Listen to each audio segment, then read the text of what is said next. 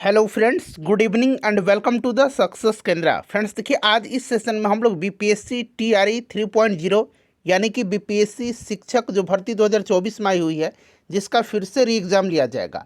और साथ ही साथ फ्रेंड्स बीपीएससी टीआरई 4.0 जो वैकेंसी आने वाली है, उसके लिए देखिए हम लोग मॉडर्न हिस्ट्री में यानी कि इंडियन नेशनल मूवमेंट में गांधी युग से संबंधित जितने भी महत्वपूर्ण प्रश्न हैं, उन सारे प्रश्नों को आज हम लोग एक ही सेशन में डिस्कस कर लेंगे।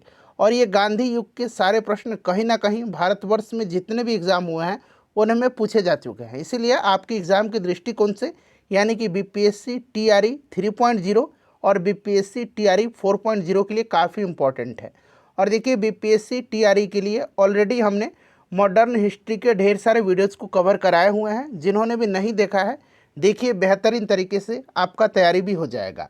अगर आप चैनल पर पहली बार विजिट कर रहे हैं तो चैनल को सब्सक्राइब कर लीजिए, और जो बगल में बेल आइकन है, घंटी का निशान है, उसको भी ज़रूर दबा लीजिएगा, ताकि जब भी बीपीएससी टीआरई यानी कि बीपीएससी शिक्षक भर्ती से संबंधित कोई भी इम्पोर्टेंट वीडियो अपलोड किया जाए तो उसका नोटिफिकेशन सबसे पहले आपके पास पहुंच जाए।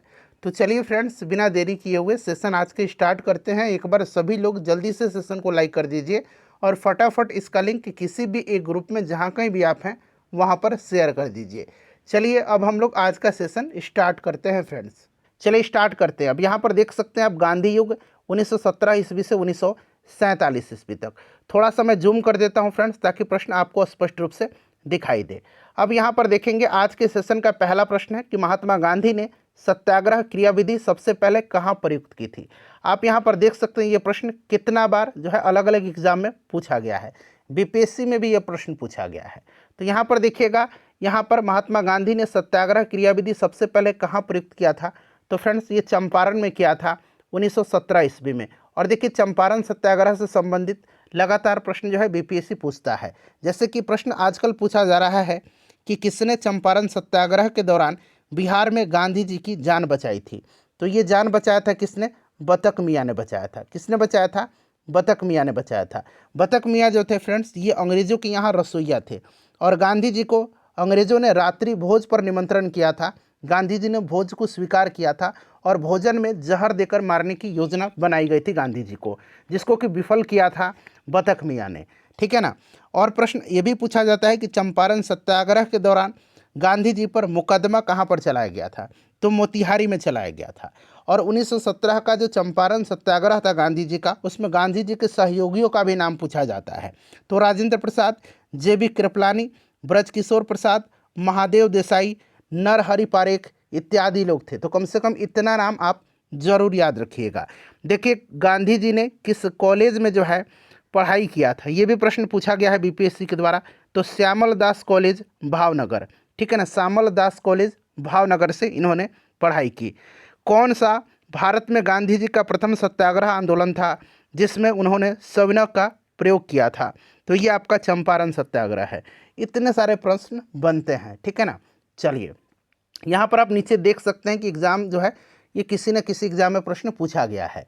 देखिए, दूसरा प्रश्न है कि अंग्रेज पुलिस अफसर कैप्टन सैंडर्स किसके द्वारा गोली से मारा गया था। बताइए राइट आंसर इसका क्या हो जाएगा। सभी लोग आंसर कमेंट करेंगे और बेहतरीन तरीके से आपका रिवीजन हो जाएगा। ढेर सारे वीडियोस मैंने बीपीएससी टीआरई 3.0 के लिए कराया हुआ है। लिंक आपको कमेंट बॉक्स में भी मिल जाएगा, और जहां आप चार्ट में देख रहे हैं ऊपर यहाँ पर आपको दिख रहा होगा लिंक सभी वीडियोस का। प्लेलिस्ट मैंने क्रिएट कर दिया है, देख सकते हैं। तो यहाँ पर ध्यान दीजिएगा फ्रेंड्स। देखिए, भगत सिंह के नेतृत्व में पंजाब के क्रांतिकारियों ने 17 दिसंबर 1928 को लाहौर के तत्कालीन सहायक पुलिस कैप्टन सैंडर्स को गोली मार दिया था, और इसके लिए भगत सिंह को फांसी भी दी गई थी 23 मार्च 1931 को। तो ये भी आप साथ साथ याद रखिएगा। चलिए, नेक्स्ट क्वेश्चन है कि जय हिंद का नारा किसने दिया था। जय हिंद का नारा जो है किसने दिया था? ये नारा सबसे पहले चंपाकरमन पिल्लई ने दिया था। ठीक है ना, लेकिन इसको पॉपुलर बनाया था किसने? सुभाष चंद्र बोस ने। तो यहाँ पर देखिए सुभाष चंद्र बोस दिया गया है। Right answer option number A हो जाएगा। चलिए, ठीक है ना। नेक्स्ट क्वेश्चन है कि निम्नलिखित में से किस वर्ष में मुस्लिम लीग ने एक पृथक राष्ट्र का संकल्प यानी कि पाकिस्तान प्रस्ताव स्वीकार किया था। पाकिस्तान प्रस्ताव स्वीकार किया था। देखिए, ध्यान दीजिएगा, मोहम्मद अली जिन्ना ने 1940 के मुस्लिम लीग के लाहौर अधिवेशन में भारत से अलग पाकिस्तान राष्ट्र का जो है मांग किया था। क्लियर। और यह प्रस्ताव 1940 में ही स्वीकार किया गया था। ऑप्शन नंबर यहाँ पर डी राइट आंसर हो जाएगा। चलिए आगे आपको और भी प्रश्न मिलेगा, ठीक है ना, तो आप घबराइए मत, इससे संबंधित ढेर सारे प्रश्न मिलेंगे, तो जो छूट जाएगा कहीं ना कहीं डिस्कशन उसका हो ही जाएगा। देखिए निम्नलिखित में से ये प्रश्न हो गया आपका। चलो उसके बाद देखिए, वर्ष 1947 के बाद निम्नलिखित में से किस राज्य को भारत संघ में सैनिक कार्रवाई द्वारा बलपूर्वक मिलाया गया था? तो बलपूर्वक जो है किसको मिलाया गया था? तो फ्रेंड्स हैदराबाद को मिलाया गया था, ठीक है ना। चलिए उसके बाद नेक्स्ट क्वेश्चन हमारा कि किसने कहा था तुम मुझे खून दो मैं तुम्हें आज़ादी दूंगा? तो फ्रेंड्स यह किसने कहा था? सभी लोग आंसर कमेंट करिएगा। आसान प्रश्न भी है, कठिन प्रश्न भी है, ठीक है ना। तो ये सुभाष चंद्र बोस जी ने कहा था। ऑप्शन नंबर यहाँ पर ए राइट आंसर हो जाएगा। देखिए देश बंधु की उपाधि संबंधित है, देश बंधु और दीन बंधु दोनों याद रखिएगा, ठीक है ना। दीन बंधु कहा जाता है CF एंड्रूज को, आगे आपको मिलेगा, ठीक है ना। और देश बंधु कहा जाता है चित्तरंजन दास को। 1922 का जो भारतीय राष्ट्रीय कांग्रेस का गया अधिवेशन हुआ था, इसी की अध्यक्षता इन्होंने किया था, ठीक है ना। चलिए कांग्रेस का 1929 का अधिवेशन जिसमें पूर्ण स्वराज का लक्ष्य घोषित किया गया था, कहाँ पर हुआ था? 1929 का जो कांग्रेस का अधिवेशन था उसमें पूर्ण स्वराज का लक्ष्य घोषित किया गया था। एक प्रश्न तो ऐसे पूछा जा सकता है। और इसकी अध्यक्षता जो किया था पंडित जवाहरलाल नेहरू ने किया था। और ये हुआ था कहाँ पर? तो फ्रेंड्स ये हुआ था आपका कहाँ पर? तो ये लाहौर में। ऑप्शन नंबर यहाँ पर सी राइट आंसर हो जाएगा, ठीक है ना। चलिए 1931 में कहाँ हुआ था, जरा आप मुझे कमेंट करके बताइएगा। चलो उसके बाद नेक्स्ट क्वेश्चन है कि कांग्रेस ने भारत छोड़ो आंदोलन का प्रस्ताव किस वर्ष पारित किया था? कांग्रेस ने भारत छोड़ो आंदोलन का प्रस्ताव जो है किस वर्ष पारित किया था? अब देखिए वर्धा में 1942 में कांग्रेस ने अंग्रेज भारत छोड़ो का प्रस्ताव पारित किया। 7 अगस्त 1942 को कांग्रेस की बैठक बम्बई के ऐतिहासिक ग्वालियर टैंक में हुई थी। और गांधी जी के भारत छोड़ो प्रस्ताव को कांग्रेस कार्य समिति ने 8 अगस्त 1942 को स्वीकार कर लिया। और भारत छोड़ो आंदोलन की शुरुआत 9 अगस्त 1942 को हुई। इसी आंदोलन में गांधी जी ने करो या मरो का नारा दिया था, ठीक है ना। तो ये ध्यान रखिएगा, राइट आंसर इसका 1942 हो जाएगा। Option number D correct answer हो जाएगा। देखिए सुभाष चंद्र बोस ने सिंगापुर में दिल्ली चलो का नारा दिया था। कब दिया था इन्होंने दिल्ली चलो का नारा, बताइए? तो देखिए 1943 में यानी कि 1943 में सिंगापुर में सुप्रीम कमांडर के रूप में इन्होंने दिल्ली चलो का नारा दिया था। 1943 यानी कि 1900 यहाँ पर 43 राइट आंसर हो जाएगा। मॉडर्न हिस्ट्री का एक मैराथन सेशन, जितने भी बीपीएससी में प्रश्न पूछे गए हैं 1992 से लेकर के पिछली बार जो बीपीएससी TRE 2.0 हुआ था वहाँ तक 3 घंटे का मॉडर्न हिस्ट्री का मैराथन सेशन है, उसको एक बार जरूर देख लीजिएगा। NCERT का मैं आपको हिस्ट्री और ज्योग्राफी मैराथन सेशन कराया हुआ है, बहुत सारे वीडियोज मैंने कराया हुआ है, सभी का लिंक डिस्क्रिप्शन में मिलेगा या कमेंट बॉक्स में देख लीजिएगा। देखिए यहाँ पर सुमेलित करना है, सूची 1 दिया गया है, सूची 2 दिया गया है। अब्दुल गफ्फार खान, इनको सीमांत गांधी कहा जाता है, फ्रंटियर गांधी कहा जाता है, और इनको बच्चा खां भी कहा जाता है, और इनको बादशाह खान के नाम से भी जाना जाता है। तो ये सब ध्यान रखिएगा। सुभाष चंद्र बोस, नेताजी, और यह उपाधि इनको एडोल्फ हिटलर ने दिया था। मोहनदास करमचंद गांधी, महात्मा गांधी और महात्मा रविंद्रनाथ टैगोर जी ने कहा था। और रविंद्रनाथ टैगोर गुरुदेव की उपाधि महात्मा गांधी जी ने इनको दिया था। तो ये आप मिला लीजिएगा, इसका आंसर क्या हो जाएगा? तो यहाँ पर देख लीजिए, पहला का 2 हो जाएगा, दूसरा का 3 हो जाएगा, तीसरा का 1 हो जाएगा, और फिर इसका 4 हो जाएगा। 2 3 1 4, 2 3 1 4, जो कि ऑप्शन नंबर बी में आपको दिख रहा है। चलिए अगला प्रश्न हमारा कि असहयोग आंदोलन 1920-22 को क्यों निलंबित किया गया था? चलिए बताइएगा, राइट आंसर इसका क्या हो जाएगा? तो देखिए फ्रेंड्स, अगर हम बात करते हैं तो देखिए ये चौरा चौरी की कांड थी। चौरा चौरी की घटना 5 फरवरी 1922 को हुई थी, और इससे गांधी जी दुखी हो गए और इसको निलंबित करने का निर्णय लिया था। और देखिए फ्रेंड्स, 12 फरवरी 1922 को बारदोली में कांग्रेस कार्य समिति की बैठक में असहयोग आंदोलन को वापस लेने की घोषणा की गई, और इसके साथ ही असहयोग आंदोलन समाप्त हो गया। तो यहाँ पर 1922 में जो है इसको स्थगन की घोषणा किया गया था। चलिए उसके बाद नेक्स्ट क्वेश्चन है हमारा कि वर्ष 1919 में जालियांवाला बाग हत्याकांड कहाँ पर हुआ था? जालियांवाला बाग हत्याकांड जो है ये अमृतसर में हुआ था 13 अप्रैल 1919 को। 13 अप्रैल 1919 को, ये डेट आपको याद रखना है, ठीक है ना। 13 अप्रैल 1919 को जालियांवाला बाग नरसंहार हुआ था। याद रखिएगा फ्रेंड्स। और देखिए अगर हम बात करते हैं तो ध्यान से सुनिएगा। देखिए 19 मार्च 1919 को रॉलैक्ट एक्ट लागू किया गया। इसके अनुसार किसी भी संदेहास्पद व्यक्ति को बिना मुकदमा चलाए गिरफ्तार किया जा सकता था, परंतु उसके विरुद्ध न कोई अपील, न कोई दलील और न कोई वकील किया जा सकता था। गांधी जी ने इस कानून का विरोध किया और इसके विरुद्ध उन्होंने 6 अप्रैल 1919 को देशव्यापी हड़ताल करवाई थी। रॉलैक्ट सत्याग्रह आपको याद होगा, 6 अप्रैल 1919, ठीक है ना। 13 अप्रैल 1919 को अमृतसर में जालियांवाला बाग हत्याकांड हुआ। डॉक्टर सतपाल और सैफुद्दीन किचलू की गिरफ्तारी के विरोध में ही ये जनसभा हो रही थी, जिस पर जनरल डायर ने अनाधुन गोलियां चलाई थी, ठीक है ना। और जालियांवाला बाग हत्याकांड में हंसराज नामक व्यक्ति ने, जो भारतीय व्यक्ति था, जनरल डायर का सहयोग किया था। शंकरन नायर ने जालियांवाला बाग हत्याकांड के विरोध में वायसराय की कार्यकारिणी परिषद की सदस्यता से इस्तीफा दे दिया। और जालियांवाला बाग हत्याकांड की जांच के लिए सरकार ने 19 अक्टूबर 1919 को लॉर्ड हंटर की अध्यक्षता में एक कमेटी का गठन किया था। इसमें 5 अंग्रेज और 3 भारतीय सदस्य थे। 3 भारतीय सर चमन लाल सीतलवाड़ थे, साहबजादा सुल्तान अहमद और जगत नारायण थे। ये नाम याद रखिएगा। कांग्रेस ने जालियांवाला बाग हत्याकांड की जांच के लिए मदन मोहन मालवीय के नेतृत्व में एक अलग आयोग नियुक्त किया था और इसके अन्य सदस्य मोतीलाल नेहरू और स्वयं गांधी जी भी थे। इन सारे पॉइंट्स को आप फ्रेंड्स ध्यान रखिएगा, ठीक है ना। नमक सत्याग्रह किस ईस्वी में प्रारंभ हुआ था? नमक सत्याग्रह की बात की जा रही है, बताइए इसका राइट आंसर क्या हो जाएगा फ्रेंड्स।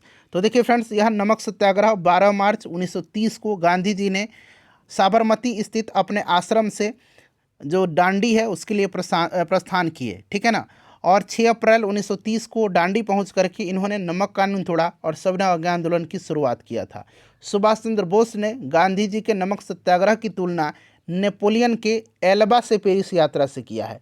एल्बा से पेरिस यात्रा से किया है, ठीक है ना। तो ये 1930 नमक सत्याग्रह ध्यान रखिएगा। डांडी मार्च 12 मार्च 1930 को स्टार्ट हुआ था, ये भी आप ध्यान रखेंगे। निम्नलिखित में से किस कृत्य के कारण भगत सिंह, राजगुरु और सुखदेव को 23 मार्च 1931 को फांसी दी गई थी? तो अभी मैंने थोड़ी देर पहले आपको बताया है कि आपको 1928 में लाहौर में सैंडर्स की हत्या के कारण। क्लियर। निम्नलिखित में से किस अधिनियम के तहत बिना मुकदमा और दोष सिद्धि के ही विधि न्यायालय में किसी भी व्यक्ति को कैद करने का प्राधिकार सरकार को दिया गया था? तो फ्रेंड्स, यह आपका था 1919 का Rowlatt act. Option A right answer हो जाएगा। अभी रॉलैक्ट एक्ट के बारे में पूरे डिटेल में मैंने आपको डिस्कशन कराया हुआ है, ठीक है ना। चलिए, उसके बाद नेक्स्ट क्वेश्चन हमारा कि गांधी इरविन समझौता 5 मार्च 1931 किससे संबंधित है? देखिए, गांधी इरविन समझौता हुआ था 5 मार्च 1931 को, सविनय अवज्ञा आंदोलन से संबंधित है। ऑप्शन नंबर यहाँ पर बी राइट आंसर हो जाएगा। कल वाले सेशन में भी शायद इस प्रश्न को मैंने आपको कराया हुआ है, ठीक है ना। और देखिए 5 मार्च 1931 याद रखिएगा फ्रेंड्स, गांधी इरविन समझौता, इसको दिल्ली समझौता के नाम से भी जाना जाता है। इसके बाद गांधी जी सविनय अवज्ञा आंदोलन स्थगित कर दिए थे। देखिए, स्वतंत्र भारत के प्रथम गवर्नर जनरल कौन था? स्वतंत्र भारत का प्रथम गवर्नर जनरल लॉर्ड माउंटबेटन था। और स्वतंत्र भारत का प्रथम भारतीय गवर्नर जनरल, ये आप मुझे कमेंट करके बताइए, ठीक है ना। चलिए, आसान प्रश्न मैं आपसे पूछते रहता हूं ताकि आपको रिवीजन होता रहे। चलिए, नेक्स्ट क्वेश्चन है कि किस अधिनियम में पहली बार भारत के लिए संघीय संरचना प्रस्तुत की गई थी? किस वर्ष? बताइए, किस अधिनियम में पहली बार जो है भारत के लिए संघीय संरचना प्रस्तुत की गई थी? तो फ्रेंड्स, यह प्रस्तुत किया गया था 1935 का अधिनियम में। 1935 का अधिनियम में देखिए, काकोरी ट्रेन डकैती कांड के नायक कौन थे? काकोरी ट्रेन एक्शन मैंने आपको कल ही बताया था पूरी डिटेल में। यह घटना कब की है? तो फ्रेंड्स, यह घटना है आपका 1925 9 अगस्त के दिन, जब रेलगाड़ी से सरकारी खजाना सहारनपुर से लखनऊ की ओर ले जाया जा रहा था, तो उसे काकोरी नामक स्टेशन पर लूट लिया गया था, ठीक है ना। इसे ही काकोरी कांड कहा गया। और सरकारी खजाना लूटने का विचार सर्वप्रथम रामप्रसाद बिस्मिल का था। इसमें रामप्रसाद बिस्मिल, राजेंद्र लाहिड़ी, रोशन सिंह और अशफाक उल्ला खां को 1927 में फांसी दी गई थी।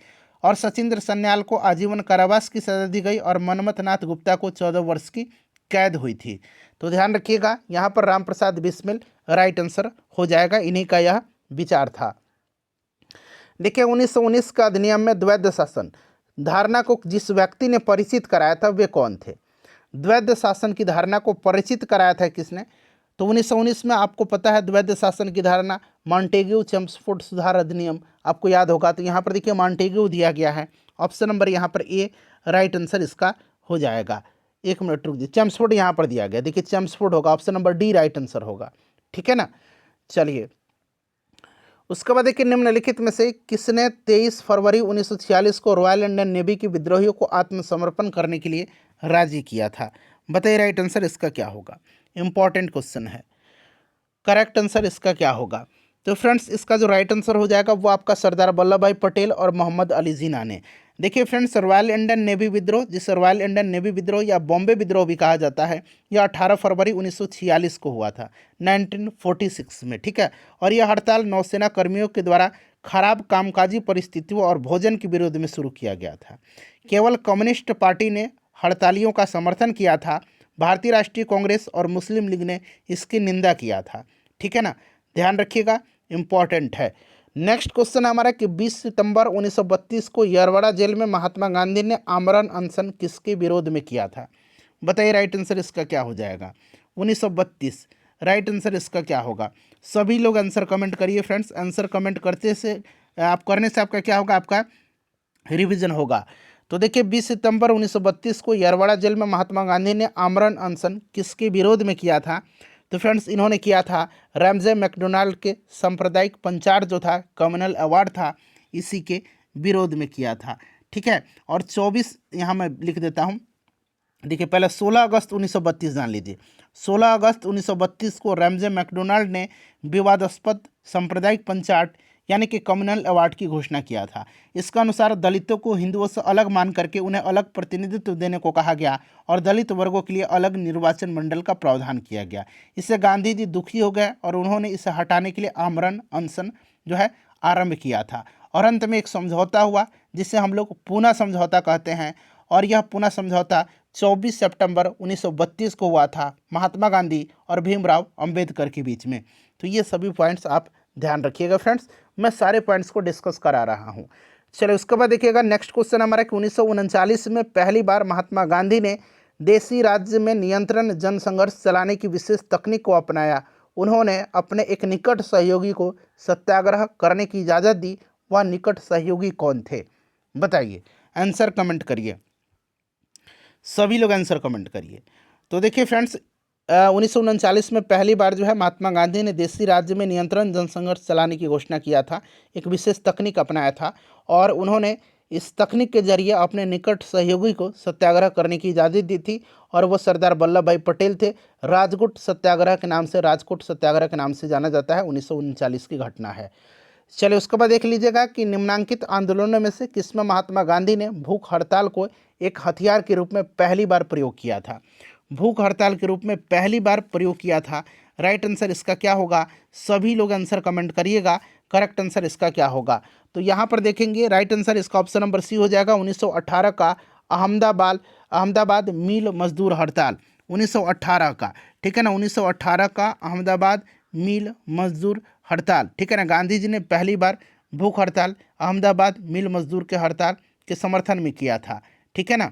चलिए उसके बाद देखिएगा कि जालियांवाला बाग में गोली चलाने का आदेश किसने दिया था? तो गोली चलाने का आदेश दिया था किसने? तो फ्रेंड्स ये जनरल डायर था, ठीक है ना, REH डायर हो जाएगा इसका राइट आंसर। देखिए महात्मा गांधी को सर्वप्रथम राष्ट्रपिता किसने कहा था? महात्मा गांधी जी को सर्वप्रथम राष्ट्रपिता कह करके संबोधित किया था सुभाष चंद्र बोस ने, और महात्मा रविंद्रनाथ टैगोर जी ने कहा था। ये चीज़ आप जरूर ही फ्रेंड्स ध्यान रखिएगा। देखिए क्रिप्स मिशन 1942 के असफल होने का सबसे महत्वपूर्ण कारण कौन था? क्रिप्स मिशन की यहाँ पर बात हो रही है, क्रिप्स मिशन की बात हो रही है। अच्छा, क्रिप्स मिशन की अगर हम बात करते हैं तो क्रिप्स मिशन आया था कब? क्रिप्स मिशन आया था 1942 में, 1942 में। उस समय वायसराय लॉर्ड लिनलिथगो था। इस चीज़ को आप ध्यान रखिएगा। इसका राइट आंसर क्या होगा? तो क्रिप्स का ग्रहण करने या छोड़ देने का दृष्टिकोण। चलिए उसके बाद देखिएगा भारतीय राष्ट्रीय कांग्रेस के सबसे अधिक समय तक अध्यक्ष कौन रहे थे? सबसे अधिक समय तक अध्यक्ष जो रहे अबुल कलाम आज़ाद। ऑप्शन नंबर यहाँ पर ए राइट आंसर हो जाएगा। चलिए उसके बाद नेक्स्ट क्वेश्चन हमारा कि जब 15 अगस्त 1947 को भारत ने अपनी पहली आज़ादी का जश्न मनाया तब महात्मा गांधी कहाँ पर थे? महात्मा गांधी कहाँ पर थे? तो देखिए फ्रेंड्स 15 अगस्त 1947 को महात्मा गांधी बंगाल के नोआखली में थे। जो कि वर्तमान में बांग्लादेश का हिस्सा है। और वहाँ पर नोआखली में गांधी जी जो थे हिंदू मुस्लिम के बीच चल रहे खूनी संघर्ष को खत्म करने का प्रयास कर रहे थे। तो ये इम्पोर्टेंट है, याद रखिएगा आप, ठीक है ना। यहाँ कोलकाता हो जाएगा। देखिए, भारत एवं पाकिस्तान का विभाजन किस योजना के तहत हुआ था? बड़ा ही इंपॉर्टेंट क्वेश्चन है ये क्वेश्चन। भारत और पाकिस्तान का विभाजन जो हुआ था ये हुआ था आपका लॉर्ड माउंटबेटन योजना के तहत। महात्मा गांधी की हत्या कब हुई थी? महात्मा गांधी की हत्या जो हुई थी ये कब हुई थी? तो फ्रेंड्स, ये आपका कब हुई थी? राइट आंसर क्या होगा? 30 जनवरी 1948 को हुई थी, ठीक है ना। चलिए, उसके बाद देखिएगा कि कौन सा भारतीय स्वतंत्र भारत का पहला गवर्नर जनरल बना था। ये प्रश्न मैंने आपसे पूछा भी था और प्रश्न आ भी गया। भारतीय शब्द लगा हुआ है तो ये सी राजगोपालाचारी थे, ठीक है ना। ऑप्शन नंबर यहाँ पर सी राइट आंसर हो जाएगा। कायदे आजम किसे कहा जाता है? अच्छा, कायदे आजम जो कहा जाता है ना, ये किसको कहा जाता है और कायदे आजम की उपाधि दिया था किसने? तो कायदे आजम देखिए कहा जाता है मोहम्मद अली जिन्ना को, और कायदे आजम की उपाधि दिया था इनको महात्मा गांधी जी ने। नेक्स्ट क्वेश्चन है, सरदार वल्लभ भाई पटेल को जाना जाता है, सरदार वल्लभ भाई पटेल को जाना जाता है तो राज्य पुनर्गठन के लिए और लौह पुरुष के रूप में, देश बंधु के रूप में चित्तरंजन दास को जाना जाता है। तो ये आपका नहीं होगा, 1 और 2 यहाँ पर राइट आंसर हो जाएगा, ऑप्शन नंबर ए। चलिए, उसके बाद देखिए, गांधी जी किस गोलमेज सम्मेलन में भाग लेने के लिए लंदन गए थे? लंदन गए थे किस गोलमेज सम्मेलन में? राउंड टेबल कॉन्फ्रेंस में भाग लेने के लिए। चलिए बताइएगा। तो दूसरा गोलमेज सम्मेलन जो था इसमें गए थे, ठीक है ना। और आपको पता है कि दूसरा गोलमेज सम्मेलन जो रहा था यह असफल रहा था, और इसके असफलता के बाद गांधी जी 3 जनवरी 1932 को पुनः सविनय अवज्ञा आंदोलन प्रारंभ कर दिया था, ठीक है ना। चलिए, तो याद रखिएगा, राइट आंसर इसका क्या हो जाएगा? पहला गोलमेज सम्मेलन देखिए 1930 में हुआ था, दूसरा 1931 में हुआ था और तीसरा 1932 में हुआ था। ये क्रम आप जरूर याद रखिएगा, ठीक है ना। और दूसरा जो गोलमेज सम्मेलन था 1931 में, गांधी जी इसमें कांग्रेस के प्रतिनिधि के रूप में भाग लिया था, ठीक है ना। चलिए, तो ये आपका दूसरा हो जाएगा राइट आंसर। नेक्स्ट क्वेश्चन है हमारा कि असहयोग आंदोलन शुरू करने, देखिए असहयोग आंदोलन शुरू करने के समय भारत के वायसराय कौन थे? अच्छा, असहयोग आंदोलन स्टार्ट कब हुआ था? 1 अगस्त 1920 को, 1 अगस्त 1920 को, और उस समय लॉर्ड चैम्सफोर्ड जो था वायसराय था, ठीक है ना। शुरू करने के समय वायसराय चैम्सफोर्ड था, और जब ये समाप्त हुआ वापस लिया गया उस समय लॉर्ड रीडिंग था, उस समय लॉर्ड रीडिंग था, ये भी ध्यान रखिएगा। भारतीय स्वतंत्रता आंदोलन के दौरान चर्चित पुस्तक इंडिया फॉर इंडियंस के लेखक कौन है? इंडिया फॉर इंडियंस को लिखा किसने है? तो फ्रेंड्स, इसको लिखा है इंडिया फॉर इंडियंस को, बताइए राइट आंसर क्या होगा? तो ये चित्तरंजन दास ने लिखा है इंडिया फॉर इंडियंस को, ठीक है। चलिए, उसके बाद देखिएगा कि पंजाब के भूतपूर्व लेफ्टिनेंट गवर्नर माइकल ओडायर की हत्या किसने किया था? बताइए राइट आंसर क्या हो जाएगा? माइकल ओडायर की हत्या किसने किया था? तो फ्रेंड्स, ये किया था किसने? तो उधम सिंह ने किया था। किसने किया था? उधम सिंह ने किया था। 13 मार्च 1940 को लंदन में पंजाब के सुनाम नामक स्थान के सरदार उधम सिंह ने पंजाब के भूतपूर्व लेफ्टिनेंट गवर्नर जनरल ओडायर को गोली मार करके हत्या कर दिया था। उधम सिंह। साइमन कमीशन का भारत आगमन किस वर्ष हुआ था? साइमन कमीशन का भारत आगमन होता है कब? तो याद रखेंगे 3 फरवरी 1928 को साइमन कमीशन भारत आया। इसे व्हाइटमैन कमीशन भी कहा जाता है। और 30 अक्टूबर 1928 को लाहौर में साइमन आयोग के विरुद्ध प्रदर्शन करते हुए पुलिस की लाठी से लाला लाजपत राय घायल हो गए और बाद में उनकी मृत्यु हो गई, ठीक है ना। साइमन कमीशन का बहिष्कार न करने वाले 2 दल थे, एक जस्टिस पार्टी था और दूसरा पंजाब यूनियनिस्ट पार्टी था। याद रखिएगा, साइमन कमीशन ने अपना रिपोर्ट कब प्रस्तुत किया था? तो साइमन कमीशन ने 1930 में अपना रिपोर्ट प्रस्तुत किया था, ठीक है ना। तो यहाँ पर देखिए 1928 में यह भारत आया था, 3 फरवरी 1928 को, इस चीज़ को आप ध्यान रखेंगे। चलिए, भारतीय कम्युनिस्ट पार्टी का अस्तित्व किस वर्ष में आया? भारतीय कम्युनिस्ट पार्टी का अस्तित्व किस वर्ष में आया था? तो देखिए फ्रेंड्स, MN रॉय 17 अक्टूबर 1920 को जो है अवनी मुखर्जी, मोहम्मद अली और मोहम्मद शफीक के साथ मिलकर के ताशकंद में भारतीय कम्युनिस्ट पार्टी की स्थापना किया था। 1920 यहाँ पर राइट आंसर हो जाएगा। कहीं कहीं आपको 1921 भी मिलेगा, ठीक है ना, और कहीं कहीं तो आप 1925 भी पढ़े होंगे निश्चित रूप से। चलिए, यहाँ पर देखिएगा कि महात्मा गांधी के राजनीतिक गुरु कौन थे? महात्मा गांधी के राजनीतिक गुरु कौन थे? तो गोपाल कृष्ण गोखले थे। ठीक है ना फ्रेंड्स। चलिए, सारे जहाँ से अच्छा है न दोस्ता हमारा के रचनाकार कौन है? सारे जहाँ से अच्छा है न दोस्ता हमारा, इसके रचनाकार कौन है? तो फ्रेंड्स ये मोहम्मद इकबाल हैं। ऑप्शन नंबर यहाँ पर बी राइट आंसर हो जाएगा, ध्यान रखेंगे। चलिए, एक है सरफरोशी की तमन्ना, इसके रचनाकार प्रसिद्ध उर्दू शायर बिस्मिल अजीमाबादी हैं। इस चीज़ को आप ध्यान रखिएगा, बीपीएससी में यह प्रश्न पूछा जा चुका है। चलिए, दीन बंधु के नाम से आ गया ना, देश बंधु चित्तरंजन दास, और दीन बंधु के नाम से कौन विख्यात था? तो ये CF एंड्रूज, जो मैंने आपको बताया था। चलिए, माई एक्सपेरिमेंट विथ ट्रूथ के रचनाकार कौन है? माई एक्सपेरिमेंट विथ ट्रूथ के रचनाकार कौन है? चलिए बताएंगे, राइट आंसर इसका क्या हो जाएगा। हिंद स्वराज की भी रचना महात्मा गांधी जी ने ही किया है, और माई एक्सपेरिमेंट विथ ट्रूथ की रचना भी महात्मा गांधी जी ने ही किया है। क्रम अनुसार व्यवस्थित करना है। साइमन कमीशन का भारत आगमन मैंने बताया था अभी आपको 3 फरवरी 1928 को, यहाँ 1928 सिर्फ लिख दीजिए। चलिए, असहयोग आंदोलन 1 अगस्त 1920 को स्टार्ट हुआ था, और पूना पैक्ट जो हुआ था ये आपका 24 सितंबर 1932 को हुआ था, पूना पैक्ट। ठीक है, और गांधी इरविन समझौता 5 मार्च 1931 को हुआ था। क्लियर हो गया ना? अब यहाँ पर आप लोग इसको मिला लीजिएगा, मैंने आपको सब कुछ यहाँ पर बता दिया। ठीक है ना, समय के साथ, डेट के साथ मैंने आपको यहाँ पर बता दिया है। चलिए आगे बढ़ेंगे।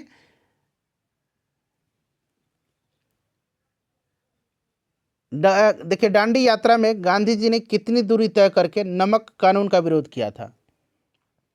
बताइए राइट आंसर क्या होगा। तो इसका आंसर इस बुक में जो दिया गया है वो आपका यहाँ पर दिया गया है कितना, तो ये आपका 385। ठीक है ना, 385 दिया गया है। चलिए, गांधी जी ने किस कानून को काला कानून कहा था? तो रॉलेट एक्ट को गांधी जी ने काला कानून कहा था, रॉलेट एक्ट को। ये दांडी यात्रा वाला आपको थोड़ा अलग अलग डिफरेंस मिलेगा, कहीं कहीं आपको 380 मिल जाएगा, कहीं 390 मिल जाएगा, तो एक आप 385 मान करके चलिएगा। चलिए, चंपारण सत्याग्रह के दौरान महात्मा गांधी के साथ कौन शामिल थे? अभी मैंने सहयोगियों का नाम बताया था ना। ठीक है, क्या क्या बताया था? राजेंद्र प्रसाद, JB कृपलानी, ब्रजकिशोर प्रसाद, महादेव देसाई, नरहरि पारेख, ये नाम मैंने आपको बताया था और बोला था कम से कम इतना याद रखिएगा।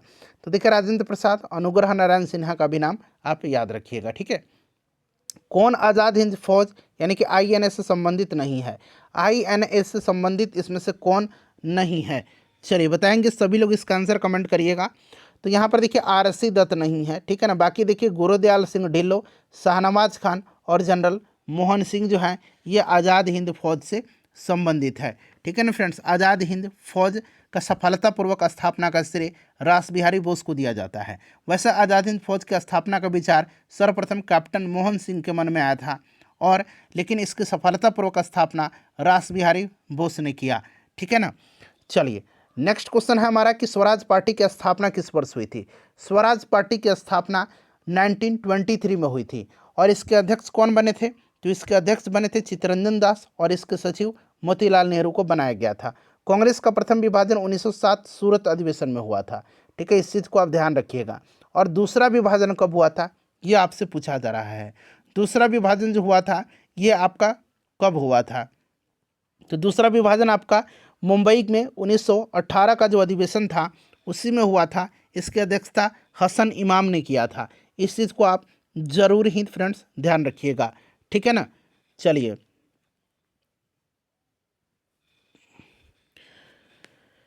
नेक्स्ट क्वेश्चन कर लेंगे। क्वेश्चन नंबर हमारा 53 है अब कि किसे लोकप्रिय नाम लाल कुर्ती कमीजों के रूप में जाना जाता है? करेक्ट आंसर इसका क्या होगा? तो देखिए फ्रेंड्स, ये खुदाई खिदमतगारों को, अच्छा, खुदाई खिदमतगार की स्थापना खान अब्दुल गफ्फार खान ने किया था। इसे भी आप जरूर याद रखिएगा, जिनको सीमांत गांधी कहा जाता है। प्रश्नों की संख्या ज़्यादा है इसीलिए थोड़ा जल्दी में कवर करेंगे। ठीक है ना। चलिए, भारतीय राष्ट्रीय कांग्रेस 1947 में देश के विभाजन पर सहमत हो गई। इसका मुख्य कारण क्या था? इसका मुख्य कारण क्या था? तो देखिए फ्रेंड्स, इसका जो मुख्य कारण था वो कारण क्या था? तो इसका मुख्य कारण था कांग्रेस बड़े पैमाने पर सांप्रदायिक दंगों को टालना चाहती थी। ठीक है ना, उस समय हिंदू मुस्लिम में बहुत बड़ा दंगा चल रहा था, पूरा बंगाल सुलग रहा था उस टाइम। देखिए, वर्ष 1919 में पंजाब में हुए क्रूर अत्याचारों के विरोध स्वरूप ब्रिटिश सरकार से प्राप्त सर की उपाधि किसने लौटा दिया था? सर की उपाधि को किसने लौटा दिया था? बताइए, राइट आंसर इसका क्या होगा? सर की उपाधि को लौटा दिया था रविंद्रनाथ टैगोर जी ने। ठीक है ना। चलिए, स्वतंत्रता प्राप्ति के समय महात्मा गांधी थे, तो स्वतंत्रता प्राप्ति के समय महात्मा गांधी कांग्रेस के सदस्य नहीं थे, ठीक है ना। ऑप्शन नंबर यहाँ पर बी बिल्कुल करेक्ट आंसर इसका हो जाएगा। जालियांवाला बाग के नरसंहार के समय भारत का वायसराय कौन था? तो यह जालियांवाला बाग हत्याकांड 13 अप्रैल 1919 को हुई थी और उस समय वायसराय जो था ये लॉर्ड चैम्सफोर्ड था। कौन था फ्रेंड्स? लॉर्ड चैम्सफोर्ड था, याद रखिएगा। नेक्स्ट क्वेश्चन करेंगे कि कौन सी पुस्तक जवाहरलाल नेहरू द्वारा लिखी गई है? जवाहरलाल नेहरू के द्वारा, देखिए a passage to India, a passage to India इसको लिखा किसने है? ए पैसेज टू इंडिया इसको लिखा है E.M. फॉस्टर ने। यहाँ मैं नाम लिख देता हूँ अंग्रेजी में, E.M. FORSTER, E.M. फॉस्टर ने लिखा है। My experiment with truth Mahatma Gandhi की है। इंडिया विंस फ्रीडम जो है ये अबुल कलाम आज़ाद की है। और डिस्कवरी ऑफ इंडिया जो है ये पंडित जवाहरलाल नेहरू की है। My experiment with truth Mahatma Gandhi की है। तो यहाँ पर देखिए डिस्कवरी ऑफ इंडिया यहाँ पर करेक्ट आंसर हो जाएगा। चलिए फ्रेंड्स, अगला प्रश्न कर लेंगे कि नेहरू रिपोर्ट को अंतिम रूप से अगस्त 1928 में आयोजित सर्वदलीय सम्मेलन में स्वीकार किया गया था। इस सम्मेलन की अध्यक्षता किसने किया था? इस सम्मेलन की अध्यक्षता किसने किया था? तो डॉक्टर M.A. अंसारी ने किया था। अच्छा, नेहरू रिपोर्ट जो है, नेहरू रिपोर्ट, तो देखिए इसमें अगर हम बात करें तो कमेटी का हेड कौन थे? मोतीलाल नेहरू थे। और इसमें जवाहरलाल नेहरू सेक्रेटरी थे और इसमें और भी मेंबर थे, अली इमाम, तेज बहादुर सापरू, मंगल सिंह, MS अने, सुभाष चंद्र बोस, शुएब कुरैशी और GR प्रधान। ये सदस्य का नाम याद रखिएगा। एक बार और रिपीट करके मैं बोल दूं क्या? एक तो मोतीलाल नेहरू थे, ठीक है, जवाहरलाल नेहरू इसके सेक्रेटरी थे, इसमें अली इमाम, तेज बहादुर सापरू, मंगल सिंह, MS अने, सुभाष चंद्र बोस, शुएब कुरैशी और GR प्रधान सदस्य थे। 1923 में चित्तरंजन दास और मोतीलाल नेहरू ने कहाँ स्वराज पार्टी की स्थापना किया था? तो इन्होंने स्वराज पार्टी की स्थापना जो किया था फ्रेंड्स, ये इलाहाबाद में किया था। चलिए, प्रयागराज में। ब्रिटिश सरकार ने पहली बार यह घोषणा की कि उनकी मंशा भारत में धीरे धीरे एक उत्तरदायी सरकार बनाने की है। किसके द्वारा यह घोषणा किया गया था? तो फ्रेंड्स, यह घोषणा किया गया था अगस्त 1917 की घोषणा में, ठीक है। चलिए, उसके बाद देखिए चौरी चौरा नामक प्रसिद्ध स्थल है कहाँ पर? तो फ्रेंड्स ये गोरखपुर में है, ठीक है ना, ध्यान रखिएगा, गोरखपुर में। चलिए, उसके बाद अगला प्रश्न करेंगे अब कि किसने कहा था कि मध्यरात्रि के टकोर पर जब संसार सोता है भारत अपने जीवन और स्वतंत्रता के लिए जाग उठेगा। यह स्टेटमेंट किसका है? यह स्टेटमेंट किसका है बताइए? तो पंडित जवाहरलाल नेहरू जी का है। Who lives if India dies, किसकी उक्ति है यह? Who lives if India dies, यह युक्ति जो है यह किसकी है? तो फ्रेंड्स यह पंडित जवाहरलाल नेहरू जी की है, पंडित जवाहरलाल नेहरू जी की है, ठीक है ना। भारत में जब क्रिप्स मिशन आया उस समय भारत का वायसराय कौन था? अभी मैंने आपको बताया था कि क्रिप्स मिशन भारत आया था, उस समय वायसराय कौन था? तो देखिए क्रिप्स मिशन भारत आया था कब? तो फ्रेंड्स देखिए क्रिप्स मिशन भारत आया था आपका 1943 में 1942 में, और उस समय लॉर्ड लिथगो था। 1942 में क्रिप्स मिशन भारत आया था, ठीक है ना। चलिए, तो राइट आंसर यहाँ पर लिथगो हो जाएगा। उसके बाद देखिए गांधी जी भारतीय राष्ट्रीय कांग्रेस के अध्यक्ष कितनी बार बने थे? गांधी जी भारतीय राष्ट्रीय कांग्रेस के अध्यक्ष जो हैं कितनी बार बने थे? चलिए बताएंगे राइट आंसर। तो एक बार बने थे, 1924 का जो बेलगाम अधिवेशन था इसी की अध्यक्षता इन्होंने किया था। इनकलाब जिंदाबाद का नारा किसने दिया था? इनकलाब जिंदाबाद का नारा दिया था किसने बताइए? इनकलाब जिंदाबाद का नारा किसने दिया था? राइट आंसर क्या होगा? तो 1921 में हसरत मोहानी ने सर्वप्रथम इनकलाब जिंदाबाद का नारा दिया था। उन्होंने अपने कलम से लिखा था इनकलाब जिंदाबाद। हसरत मोहानी ने, हसरत मोहानी ने, हसरत मोहानी ने, ठीक है ना। अब आपके पास ऑप्शन ई भी उपलब्ध है, इसलिए सोच समझ करके आंसर कमेंट करिएगा। और देखिए फ्रेंड्स, इसको पॉपुलर बनाया था भगत सिंह ने, ठीक है। तो इसमें तो भगत सिंह दिया गया है, लेकिन इसका आंसर जो होगा हसरत मोहानी, ध्यान रखिएगा। चलिए, उसके बाद देखिएगा कि निम्नलिखित में से कौन भारत छोड़ो आंदोलन में शामिल नहीं था? भारत छोड़ो आंदोलन में शामिल कौन सा इसमें से नहीं था? चलिए बताइएगा। भारत छोड़ो आंदोलन में भीमराव अंबेडकर नहीं थे। भीमराव अंबेडकर को आशंका थी कि अंग्रेज के चले जाने के बाद कहीं जापानी लोग भारत पर कब्जा ना कर ले, ठीक है, इसीलिए। चलिए, उसके बाद देखिएगा कि भारत की आज़ादी के समय कांग्रेस के अध्यक्ष कौन थे? भारत की आज़ादी के समय कांग्रेस के अध्यक्ष कौन थे? चलिए बताइएगा, सभी लोग कमेंट करिए आंसर। तो JB कृपलानी थे। भारत और पाकिस्तान के बीच सीमांकन किसने किया था? राइट आंसर क्या होगा? तो फ्रेंड्स सर सिरिल रेडक्लिफ ने किया था। रेडक्लिफ रेखा जो है, रेडक्लिफ लाइन जो है, ये भारत और पाकिस्तान के मध्य है। मैकमोहन रेखा भारत और चीन के बीच में है, याद रखिएगा, ठीक है ना। चलिए उसके बाद देखिएगा कि महात्मा गांधी ने हिंद स्वराज की रचना की थी जब वे कहाँ थे, बताइए राइट आंसर इसका क्या होगा। तो हिंद स्वराज महात्मा गांधी जी की है। पहले तो इस चीज़ को आप ध्यान रखिएगा। और जहाज से इंग्लैंड से दक्षिण अफ्रीका की यात्रा कर रहे थे। इंडियन लिबरल फेडरेशन की स्थापना किसने किया था? इंडियन लिबरल फेडरेशन की स्थापना 1932 में महात्मा गांधी जी ने किया था। चलिए दक्षिण अफ्रीका में महात्मा गांधी द्वारा प्रकाशित पत्रिका का नाम क्या था? दक्षिण अफ्रीका में महात्मा गांधी जी के द्वारा प्रकाशित पत्रिका का नाम जो था ये इंडियन ओपिनियन था, ठीक है ना। नवजीवन भी इन्हीं का है, हरिजन भी इन्हीं का है। चलिए सविनय अवज्ञा आंदोलन 1930 की पराकाष्ठा में गांधी जी किसके साथ समझौते पर हस्ताक्षर किए? 1930 सविनय अवज्ञा आंदोलन, तो ये गांधी इरविन समझौता आपको याद भी होगा, लॉर्ड इरविन राइट आंसर यहाँ पर बिल्कुल हो जाएगा, ठीक है ना। चलिए वर्ष 1932 में अखिल भारतीय हरिजन सेवक संघ के संस्थापक कौन थे? अखिल भारतीय हरिजन सेवक संघ के संस्थापक तो ये महात्मा गांधी जी थे। देखिए कहाँ 21 अक्टूबर 1943 को स्वतंत्र भारत की आज़ाद हिंद सरकार की घोषणा की गई थी, कहाँ पर, बताइए राइट आंसर इसका क्या होगा। तो फ्रेंड्स ये सिंगापुर में किया गया था, ठीक है। चलिए उसके बाद देखिएगा कि भारत के स्वतंत्रता संग्राम के संदर्भ में निम्न घटनाओं पर विचार करिए और इन घटनाओं का सही कालानुक्रम क्या है। देखिए मेरठ षड्यंत्र जो है यह 1929 की घटना है। गांधी इरविन समझौता यहाँ 1929 में लिख देता हूँ। 5 मार्च 1931 की घटना है, ठीक है। और मैकडोनाल्ड का सांप्रदायिक पंचाट मैंने अभी आपको बताया था। मैकडोनाल्ड का सांप्रदायिक पंचाट जो है ये कब की घटना है? तो सांप्रदायिक पंचाट ये कब की घटना है? तो अभी मैंने आपको बताया था 16 अगस्त 1932 को, ठीक है ना। तो फ्रेंड्स ये सब आप जरूर ही ध्यान रखिएगा, ठीक है। तो ये 1932 की है। तो ये क्रम आपका 29, 31 और 32, 1, 2, 3 यहाँ पर right answer option number A हो जाएगा, ठीक है ना। चलिए आगे बढ़ते हैं कि अगला प्रश्न है कि भारतीय स्वतंत्रता संग्राम के दौरान साइमन कमीशन की नियुक्ति निम्न उद्देश्य से हुई थी। साइमन कमीशन के बारे में पूरा डिटेल से मैंने आपको बता भी दिया था, ठीक है ना।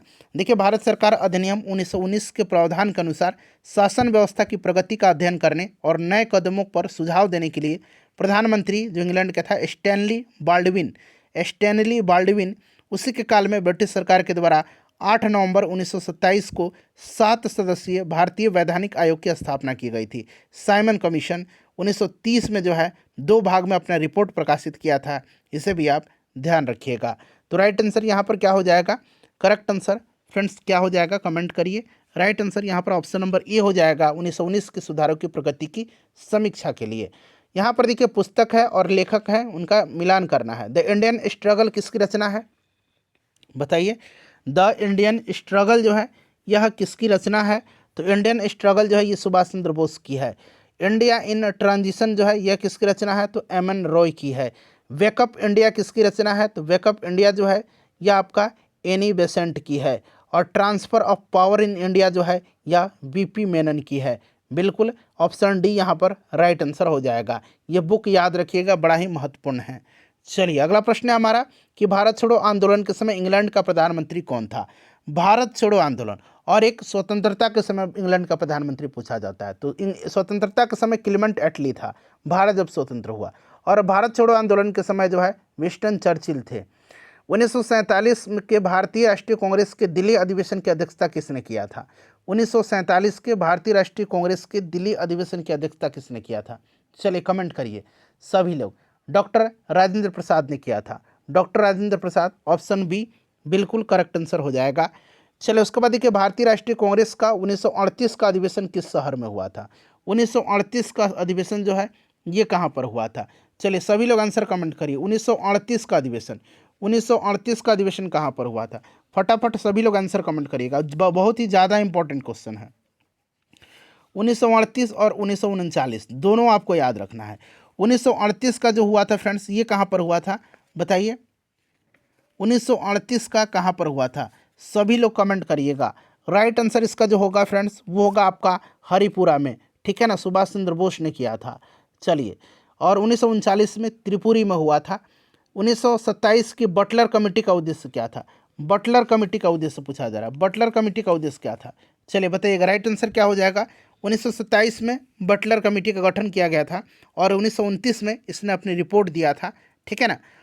राइट आंसर इसका क्या होगा? राइट आंसर इसका क्या होगा? तो फ्रेंड्स ये भारतीय सरकार तथा देशी राज्यों के बीच संबंधों को सुधारना था। भारत छोड़ो आंदोलन का नेतृत्व किसने किया था?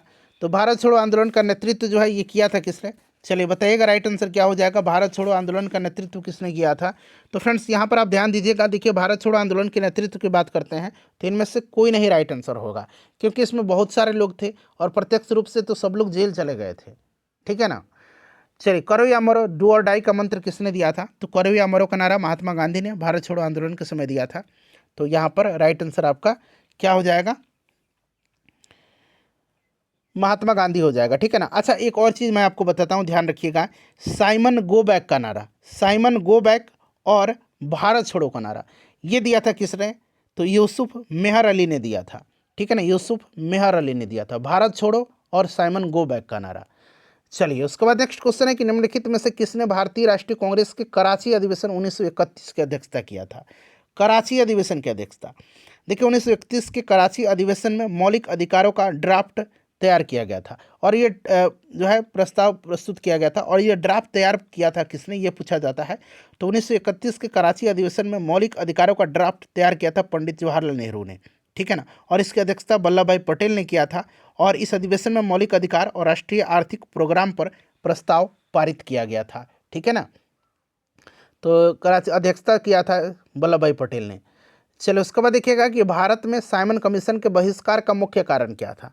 तो साइमन कमीशन में एक भी भारतीय सदस्य नहीं थे, इससे व्हाइटमैन कमीशन इसलिए कहा जाता था और इसके विरोध का मुख्य कारण भी यही था कि सभी सदस्य अंग्रेज थे। देखिए भारत में द्वैध शासन प्रारंभ किया गया। तो देखिए भारत में द्वैध शासन जो है ये प्रारंभ किया गया था आपका हो जाएगा मॉन्टेग्यू चेम्सफोर्ड रिफॉर्म्स 1919 से। ठीक है ना। इस चीज़ को ध्यान रखिएगा। और द्वैध शासक का जनक कहा जाता है लियोनल कार्टिस को, लियोनल कार्टिस को कहा जाता है। और बंगाल में द्वैध शासन का जनक मतलब शुरू किया था किसने? तो ये रॉबर्ट क्लाइव ने किया था। चलिए मिलान कर रहे हैं यहाँ पर। देखिए अगस्त घोषणा, अगस्त घोषणा। तो अगस्त घोषणा आपका अगस्त 1919 हो जाएगा। तो यहाँ पर आपका कौन हो जाएगा इसमें? 1919 में आपका मॉन्टेग्यू हो जाएगा। ठीक है ना। यहाँ पर आपका मॉन्टेग्यू हो जाएगा। उसके बाद चलिए अगस्त प्रस्ताव, तो ये लॉर्ड लिथगो के समय में। अगस्त संकल्प महात्मा गांधी हो जाएगा और प्रत्यक्ष कार्रवाई M.A. जीना हो जाएगा, मोहम्मद अली जीना। तो 1 2 4 3 यानी कि ऑप्शन नंबर ए जो होगा यहाँ पर बिल्कुल राइट आंसर हो जाएगा। चलिए नेक्स्ट क्वेश्चन है कि निम्नलिखित में से किस आंदोलन में सरदार वल्लभ भाई पटेल ने मुख्य भूमिका निभाई थी? मुख्य भूमिका इन्होंने किस आंदोलन में निभाई थी? तो इन्होंने निभाया था बारदोली सत्याग्रह में, बारदोली सत्याग्रह में। ठीक है ना। किस में? बारदोली सत्याग्रह में। याद रखिएगा बड़ा ही इंपॉर्टेंट क्वेश्चन है, बारदोली सत्याग्रह में। चलिए आगे बढ़ेंगे, नेक्स्ट क्वेश्चन कर लेंगे फ्रेंड्स। चलिए अगला प्रश्न करेंगे कि किसने असहयोग आंदोलन के दौरान विदेशी कपड़ों का जलाया जाना एक निष्ठुर बर्बादी बताया था? बताइए राइट आंसर इसका क्या हो जाएगा? करेक्ट आंसर इसका क्या हो जाएगा? सभी लोग आंसर कमेंट करिए, सभी लोग आंसर कमेंट करिए। करेक्ट आंसर इसका क्या होगा? तो ये रविंद्रनाथ टैगोर ने बताया था। किसने बताया था? रविंद्रनाथ टैगोर ने बताया था। ऑप्शन नंबर यहाँ पर डी जो होगा इसका राइट आंसर हो जाएगा। देखिए भारत छोड़ो का प्रस्ताव का आलेख बनाया था किसने? भारत छोड़ो प्रस्ताव का आलेख बनाया था किसने? तो फ्रेंड्स ये बनाया था आपका महात्मा गांधी ने। चलिए भारत के स्वतंत्रता आंदोलन के दौरान महात्मा गांधी द्वारा स्थापित साबरमती आश्रम किस नगर के बाहर स्थित है? साबरमती आश्रम जो है किस नगर के बाहर स्थित है? तो यहाँ पर राइट आंसर अहमदाबाद हो जाएगा। चलिए अच्छा फिनिक्स आश्रम की स्थापना गांधी जी ने कहा किया था? फिनिक्स आश्रम आगे आपको मिलेगा। ठीक है ना। चलिए त्रिपुरी संकट की समाप्ति के बाद कांग्रेस का अध्यक्ष किसे चुना गया था? त्रिपुरी संकट के समाप्ति के बाद कांग्रेस का अध्यक्ष जो है यह किससे चुना गया था? तो फ्रेंड्स यह चुना गया था किसको? तो ध्यान रखिएगा चुना गया था राजेंद्र प्रसाद जी को। ठीक है ना। चलिए राजेंद्र प्रसाद राइट आंसर हो जाएगा। ठीक है ना। ध्यान रखिएगा राजेंद्र प्रसाद राइट आंसर हो जाएगा। 1939 में सुभाष चंद्र बोस ने कांग्रेस के भीतर ही एक नए गुट का गठन किया था जिसे फॉरवर्ड ब्लॉक कहा गया। और सुभाष चंद्र बोस ने स्वतंत्रता संग्राम के दौरान फ्री इंडिया लीजन की सेना भी बनाई थी। इस चीज़ को ध्यान रखेंगे। ठीक है ना। चलिए किसने सुझाव दिया था कि स्वतंत्रता प्राप्ति के बाद भारतीय राष्ट्रीय कांग्रेस को समाप्त कर दिया जाए? तो यह सुझाव दिया था किसने? महात्मा गांधी जी ने दिया था। किसने दिया था? महात्मा गांधी जी ने दिया था। देखिए अगला प्रश्न है कि भारतीय राष्ट्रीय कांग्रेस के त्रिपुरी सम्मेलन में वर्ष 1939 में सुभाष चंद्र बोस को कांग्रेस का अध्यक्ष चुना गया था। यह त्रिपुरी है कहाँ पर? अभी मैंने आपको बताया था कि इसकी अध्यक्षता सुभाष चंद्र बोस जी ने किया था। और त्रिपुरी जो है यह आपका कहाँ पर है? तो ये जबलपुर राइट आंसर हो जाएगा, मध्य प्रदेश। देखिए महात्मा गांधी दक्षिण अफ्रीका से भारत किस वर्ष लौटे थे? भारत लौटे थे ये 9 जनवरी 1915 की सुबह बम्बई के अपोलो बंदरगाह पर गांधी जी और कस्तूरबा गांधी पहुंचे थे और वहां पर हजारों कांग्रेसी कार्यकर्ताओं ने गर्मजोशी के साथ उनका स्वागत किया था और इसीलिए 9 जनवरी को प्रत्येक वर्ष प्रवासी भारतीय दिवस के रूप में मनाया जाता है। ठीक है, इसलिए गांधी जी की मृत्यु पर किसने कहा हमारे जीवन से प्रकाश चला गया? यह स्टेटमेंट किसका है? तो फ्रेंड्स यह स्टेटमेंट पंडित जवाहरलाल नेहरू जी का है। अगला प्रश्न कि फिनिक्स फॉर्म की स्थापना किसने की? फिनिक्स फॉर्म की स्थापना जो है ये महात्मा गांधी जी ने किया है। किसने किया है? महात्मा गांधी। राइट आंसर हो जाएगा, फिनिक्स फॉर्म की स्थापना महात्मा गांधी ने की। कवि इकबाल जिन्होंने सारे जहां से अच्छा लिखा भारत के किस स्थान से संबंधित है? बताइए राइट आंसर क्या होगा? तो यहाँ पर देखेंगे फ्रेंड्स करेक्ट आंसर जो होगा वो आपका कौन सा हो जाएगा? तो फ्रेंड्स यहाँ पर ये पंजाब राइट आंसर हो जाएगा, पंजाब से संबंधित है। मुस्लिम लीग ने मुक्ति दिवस कब मनाया था? मुस्लिम लीग ने मुक्ति दिवस कब मनाया था? मुक्ति दिवस मनाया था कब? तो 1939 में। 1939 में मुक्ति दिवस मनाया था। ठीक है ना, मुक्ति दिवस मनाया था 1939 में, याद रखिएगा। चलिए नेक्स्ट क्वेश्चन कर लेंगे। अगला प्रश्न है हमारा कि 1937 के चुनाव में कांग्रेस द्वारा बहुमत प्राप्त प्रांतों की संख्या कितनी थी? बहुमत प्राप्त प्रांत की संख्या चलिए बताइए। और मुस्लिम लीग ने जो है मुक्ति दिवस 1939 में मनाया था और 1933 में कैम्ब्रिज विश्वविद्यालय के छात्र चौधरी रहमत अली के द्वारा पाकिस्तान शब्द का जन्म हुआ था, इस चीज़ को ध्यान रखिएगा। 1935 के भारत सरकार अधिनियम के आधार पर 1937 में प्रांतीय विधानमंडलों का चुनाव हुआ था और इसमें कांग्रेस ने 5 प्रांत मद्रास, बिहार, मध्य प्रांत, बरार और संयुक्त प्रांत और उड़ीसा में, ठीक है ना। देखिए एक मद्रास हो गया, दूसरा बिहार, तीसरा मध्य प्रांत और बरार हो गया, चौथा संयुक्त प्रांत हो गया और पांचवा उड़ीसा हो गया। तो 5 प्रांत में बहुमत मिला था, जबकि बम्बई में बहुमत से थोड़ा सा कम सीट प्राप्त हुआ था। तो 5 राइट आंसर होगा, कहीं कहीं 6 भी मिलेगा आपको। भारतीय मुसलमानों के पृथक राज्य के लिए पाकिस्तान शब्द का प्रयोग सबसे पहले किसने किया? तो मैंने बताया था चौधरी रहमत अली ने किया था, ठीक है ना। देखिए भारतीय राष्ट्रीय कांग्रेस का वर्ष 1929 में लाहौर अधिवेशन, जिसमें अंग्रेजों से पूर्ण स्वतंत्रता पाने का संकल्प अंगीकृत किया गया था, इसकी अध्यक्षता किसने किया था? तो यह अध्यक्षता पंडित जवाहरलाल नेहरू जी ने किया था। 1946 में बनी अंतरिम सरकार में राजेंद्र प्रसाद के पास कौन सा विभाग था? तो अंतरिम सरकार में राजेंद्र प्रसाद खाद्य एवं कृषि मंत्री थे। ऑप्शन नंबर यहाँ पर सी राइट आंसर हो जाएगा, ठीक है। चलिए उसके बाद देखिए वर्ष 1939 में कांग्रेस को छोड़ने के पश्चात सुभाष चंद्र बोस ने किस दल की स्थापना किया था? तो मैंने बताया था कि सुभाष चंद्र बोस ने कांग्रेस के भीतर ही एक नए गुट का गठन किया था जिसे फॉरवर्ड ब्लॉक कहा गया और सुभाष चंद्र बोस ने स्वतंत्रता संघर्ष के दौरान फ्री इंडियन लीजन नामक सेना बनाई थी। बताइए राइट आंसर कमेंट करिए। तो यहाँ पर देखिएगा फॉरवर्ड ब्लॉक करेक्ट आंसर हो जाएगा। देखिए उसके बाद देखिएगा कि वर्ष 1946 में गठित अंतरिम कैबिनेट की अध्यक्षता किसने किया था? अंतरिम कैबिनेट की अध्यक्षता किसने किया था? तो अंतरिम कैबिनेट की अध्यक्षता जो है यह किया था जवाहरलाल नेहरू जी ने। किसने प्रसिद्ध चिटगांव शस्त्रागार धावे को आयोजित किया था? बताइए राइट आंसर क्या होगा? यह घटना है आपकी अप्रैल 1930 को। भारत के महान क्रांतिकारी सूर्य सेन के नेतृत्व में सशस्त्र भारतीय स्वतंत्रता सेनानियों के द्वारा चटगांव, जो कि अब बांग्लादेश में पड़ता है, वहां पर पुलिस और सहायक बलों के शस्त्रागार पर छापा मार करके उसे लूटने का प्रयास किया गया और इसे चटगांव शस्त्रागार छापा या चटगांव विद्रोह के नाम से जाना जाता है। सूर्य सेन यहाँ पर राइट आंसर हो जाएगा। चलिए उसके बाद नेक्स्ट क्वेश्चन है हमारा कि हंटर आयोग की नियुक्ति की गई थी। हंटर आयोग की नियुक्ति मैंने अभी थोड़ी देर पहले ही आपको बताया था कि जलियांवाला बाग हत्याकांड की जांच के लिए सरकार ने 19 अक्टूबर 1919 ईस्वी को लॉर्ड हंटर की अध्यक्षता में एक कमेटी का गठन किया जिसको कि हंटर कमेटी कहा गया, ठीक है ना। चलिए नेक्स्ट क्वेश्चन कर लेंगे कि भारत के विभाजन का बाल्कन प्लान उपज था। बाल्कन प्लान, तो ये लॉर्ड माउंटबेटन का उपज था। लॉर्ड माउंटबेटन ने बाल्कन योजना प्रस्तावित किया था, जिसमें पंजाब और बंगाल के विभाजन का सुझाव दिया गया, और साथ ही साथ बाल्कन योजना में प्रांतों और उप प्रांतों को आत्मनिर्णय का अधिकार प्रदान किया गया। तो ये चीज़ आप ध्यान रखिएगा, लॉर्ड माउंटबेटन के मस्तिष्क का उपज था बाल्कन प्लान। अगला प्रश्न हमारा, किस भारतीय राष्ट्रवादी नेता ने जर्मनी और ब्रिटेन के बीच युद्ध को ऐसे ईश्वर प्रदत्त अवसर के रूप में देखा जिसमें भारतीयों को उस स्थिति का अपने हित में लाभ उठाने का मौका मिला? राइट आंसर कमेंट करिए। करेक्ट आंसर फ्रेंड्स क्या होगा? तो यहाँ पर देखिएगा, इसका करेक्ट आंसर होगा आपका सुभाष चंद्र बोस। ठीक है ना, चलिए सुभाष चंद्र बोस राइट आंसर होगा। किसने कहा था कि मेरी पीठ पर किया जाने वाला प्रहार ब्रिटिश साम्राज्य के ताबूत में एक कील सिद्ध होगी? तो जब साइमन कमीशन का जो बहिष्कार का विरोध कर रहे, मतलब बहिष्कार कर रहे थे, उसका विरोध कर रहे थे लाला लाजपत राय, तो उस समय इन्होंने कहा था, लाला लाजपत राय। चलिए, निम्नलिखित में से देखिए किसके कारण सार्वजनिक रोष की लहर उभरी जिसके फलस्वरूप जलियांवाला बाग में ब्रिटिश द्वारा जनसंहार की घटना हुई थी? तो ये रॉलेट एक्ट था आपका। ठीक है ना, चलिए नेक्स्ट क्वेश्चन कर लेंगे, तो ये आपका रॉलेट एक्ट हो जाएगा। देखिए, पुस्तक the story of the integration of the Indian states किसने लिखी है? बड़ा ही इंपॉर्टेंट क्वेश्चन है, बताइए राइट आंसर क्या होगा? The story of the integration of the Indian states, right answer इसका क्या होगा? इसको लिखा है बीपी मेनन ने। याद रखिएगा, 1932 के पूना समझौता के साथ किसका सीधा संबंध था?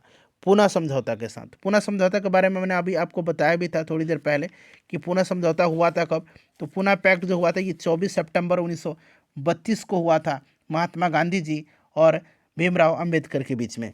और यहाँ पर पूछा गया है कि 1932 के पूना समझौता के साथ किसका सीधा संबंध था? तो सीधा संबंध था फ्रेंड्स आपका भारतीय दलित वर्ग का। देखिए, भारतीय स्वतंत्रता संघर्ष के दौरान निम्नलिखित में से किसने फ्री इंडियन लीजन नामक सेना बनाई थी? मैंने आपको बता दिया था, सुभाष चंद्र बोस। करेक्ट आंसर बिल्कुल हो जाएगा। ठीक है ना, चलिए, गांधी जी ने के निम्नांकित अनुयायियों में से कौन पेशे से एक शिक्षक थे? पेशे से एक शिक्षक जो थे ये कौन थे? राइट आंसर क्या होगा बताइए फ्रेंड्स? करेक्ट आंसर होगा आपका जेबी कृपलानी। चलिए, उसके बाद देखिए 1928 में हिंदुस्तान सोशलिस्ट रिपब्लिकन एसोसिएशन की स्थापना कहाँ पर हुई थी? 1928 में, 1928 में हुई थी आपकी कहाँ पर? राइट आंसर आपका हो जाएगा यहाँ दिल्ली में, फिरोज शाह कोटला में। चलिए, जालियांवाला बाग में प्रदर्शन करने के लिए क्यों लोग जमा हुए थे? बताइए राइट आंसर कमेंट करिएगा। तो सत्यपाल किचलू जो यहाँ पर थे ना, किचलू और सत्यपाल के बंदी बनाए जाने के विरोध में प्रदर्शन करने के लिए, option number B right answer यहाँ पर हो जाएगा। ठीक है ना, डॉक्टर सत्यपाल और सैफुद्दीन किचलू की गिरफ्तारी में। 1942 के आंदोलन में डॉक्टर राजेंद्र प्रसाद को किस जेल में कैद करके रखा गया है? वीवीआई क्वेश्चन है यह। ठीक है ना, बताइएगा। तो डॉक्टर राजेंद्र प्रसाद को भारत छोड़ो आंदोलन के दौरान बांकीपुर जेल में रखा गया था, और जयप्रकाश नारायण को हजारीबाग जेल में, हजारीबाग जेल में जयप्रकाश नारायण को रखा गया था। जयप्रकाश नारायण को हजारीबाग जेल में। चलिए, जयप्रकाश नारायण किस पार्टी से जुड़े हुए थे? जयप्रकाश नारायण किस पार्टी से जुड़े हुए थे? तो ये सोशलिस्ट पार्टी से जुड़े हुए थे। चलिए, सूची 1 और सूची 2 के साथ मिलान करना है। बारदोली कहाँ पर? तो बारदोली जो होगा फ्रेंड्स ये कहाँ पर है बता दीजिए? गुजरात। चौरी चौरा उत्तर प्रदेश। ठीक है, यरवड़ा, यरवड़ा कहाँ पर होगा? महाराष्ट्र। और नोआखाली पश्चिम बंगाल, जो कि अब आपका बंगाल का हिस्सा है। तो राइट आंसर आपका यहाँ पर 2, 4, 1, 3 करेक्ट आंसर हो जाएगा। ठीक है ना, चलिए उसके बाद नेक्स्ट क्वेश्चन कर लेंगे अब कि भारत छोड़ो आंदोलन कब प्रारंभ हुआ? भारत छोड़ो आंदोलन प्रारंभ कब हुआ? चलिए, इसका आंसर आप मुझे कमेंट करके बताइए, आप लोग कमेंट करके बताइएगा इसका। ठीक है ना, और ये जितना प्रश्न है ना उसमें आप लोग अपना स्कोर भी कमेंट जरूर करिएगा, कितने प्रश्नों का आंसर आपने सही सही दिया है। देखिए, 1946 में आज़ाद हिंद फौज के लाल किले में दिल्ली के मुकदमे की पैरवी निम्नलिखित में से किसने नहीं की थी? नहीं पूछा गया है, बताइए। तो देखिए, इसमें जो अगर हम बात करते हैं तो कांग्रेस की डिफेंस टीम ने सर तेज बहादुर सप्रू के नेतृत्व में जो है आपके भोलाभाई देसाई भी थे, उसके बाद कैलाश नाथ काटजू भी थे, अरुणा असफ अली भी थी, पंडित जवाहरलाल नेहरू भी थे। ठीक है ना, तो यहाँ पर देखिएगा सरदार वल्लभ भाई पटेल यहाँ पर राइट आंसर हो जाएगा। ठीक है ना, चलिए नेक्स्ट क्वेश्चन करेंगे कि वह व्यक्ति जिसने 4 अप्रैल 1919 को दिल्ली की जामा मस्जिद के प्रवचन मंच से हिंदू मुस्लिम एकता पर भाषण दिया था, वे कौन थे? तो वे कौन थे फ्रेंड्स? वे थे आपके स्वामी स्वामी श्रद्धानंद। ठीक है ना, नेक्स्ट क्वेश्चन करिएगा कि ब्रिटिश सरकार ने महात्मा गांधी जी को जो उपाधि दी थी जिसे उन्होंने असहयोग आंदोलन में वापस कर दिया था। कैसरे हिंद की उपाधि। ऑप्शन नंबर यहाँ पर बी राइट आंसर हो जाएगा। देखिए, निम्नलिखित में से किस पार्टी ने भारत छोड़ो आंदोलन का समर्थन नहीं किया था? भारत छोड़ो आंदोलन का समर्थन किस पार्टी ने नहीं किया था? तो देखिए, भारत छोड़ो आंदोलन का समर्थन जो है ना, किस पार्टी ने नहीं किया था? तो देखिए, मुस्लिम लीग, भारतीय कम्युनिस्ट पार्टी, हिंदू महासभा, इन्होंने इस आंदोलन का समर्थन नहीं किया था।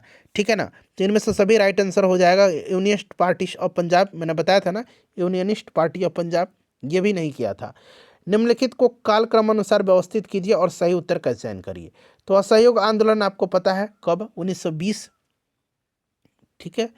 सविनय आज्ञा आंदोलन 1930, भारत छोड़ो आंदोलन 1942, और ये आपका खिलाफत आंदोलन 1919 मान लीजिए इसको। ठीक है ना, तो एक यहाँ पर 3 से स्टार्ट हो रहा है। ठीक है ना, तो देखिए इसका राइट आंसर क्या होगा फ्रेंड्स? देखिए इसका राइट आंसर यहाँ पर आपका 3, फिर 1, फिर 2 और 4, जो कि ऑप्शन नंबर बी में है, ऑप्शन नंबर सी में दिख रहा है, सी में। 1928 में लाहौर में लाला लाजपत राय के नेतृत्व में साइमन कमीशन का विरोध आयोजित किया गया था। बताइए। दूसरा है कि साइमन कमीशन में एक भी भारतीय सदस्य नहीं थे, इसलिए विरोध हो रहा था। बिल्कुल ये करेक्ट दिया गया है। ठीक है, तो इस तरह से देखा जाए तो फ्रेंड्स ए और आर दोनों सही है, और आर जो है ए का सही स्पष्टीकरण भी कर रहा है। चलिए अगला प्रश्न है कि व्यक्तिगत सत्याग्रह में विनोबा भावे को प्रथम सत्याग्रही चुना गया था। दूसरा सत्याग्रही कौन थे?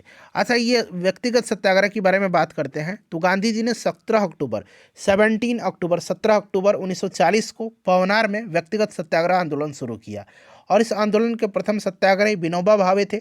दूसरे सत्याग्रही पंडित जवाहरलाल नेहरू थे, और तीसरे सत्याग्रही ब्रह्मदत्त थे। आजकल तीसरा सत्याग्रही बीपीएससी पूछ रहा है, तो आप ब्रह्मदत्त का नाम जरूर याद रखिएगा। देखिए, निम्न आंदोलनों में से किस एक के साथ अरुणा असफ अली का संबंध भूमिगत कार्यकलापों के महिला संगठनकर्ता के रूप में था? राइट आंसर यहाँ पर आपका भारत छोड़ो आंदोलन हो जाएगा। उसके बाद देखिए, निम्नलिखित में से कौन सा कथन पूना पैक्ट 1932 के संदर्भ में सही नहीं है? सही नहीं है, बताइए राइट आंसर क्या होगा? तो यहाँ पर देखिएगा, सरकारी नौकरियों में दलितों को समुचित प्रतिनिधित्व, ये सही नहीं है। बाकी यहाँ पर देख लीजिएगा, ये सब आपका सही दिया गया है। ठीक है ना, ये वाला गलत है। देखिए, भारतीय स्वतंत्रता संग्राम के संदर्भ में कांग्रेस का हरिपुरा अधिवेशन 1938 एक मील का पत्थर था। क्यों?